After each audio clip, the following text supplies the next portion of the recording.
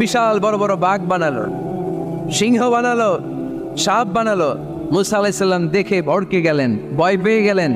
আল্লাহ বললেন, মুসা ভয় নাই, তোমার লাঠিটা খালি ফেলো। কি ফেলো? মুসা আলাইহিস সালামকে একটা লাঠি দিছে কে?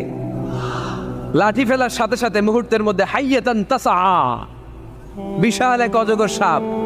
এই বিশাল অজগর সাপ ফেরাউনের জাদুকরদের বানানো সব বাঘ, ভাল্লুক, সিংহ আর সাপগুলো রেখে বিশাল ফানা ধরে আছে। আর সাপ বলতে শুরু করেছে, আর কি আছে নিয়ে আয়। সুবহানাল্লাহ কইতে পারলেন না? এই দৃশ্য দেখার সাথে সাথে ফেরাউনের রাজপ্রাসাদের সামনে যতগুলো জাদুকর ছিল, কোরআন বলে ফাউলকিয়াস সাহারাতু সাজিদিন। এই দৃশ্য দেখা মাত্রই ফেরাউনের নিয়ে আসা বড় বড় জাদুকরগুলো মুসা আলাইহিস সালামের সামনে দাঁড়িয়ে আল্লাহর জন্য সেজদায় লুটিয়ে পড়েছে।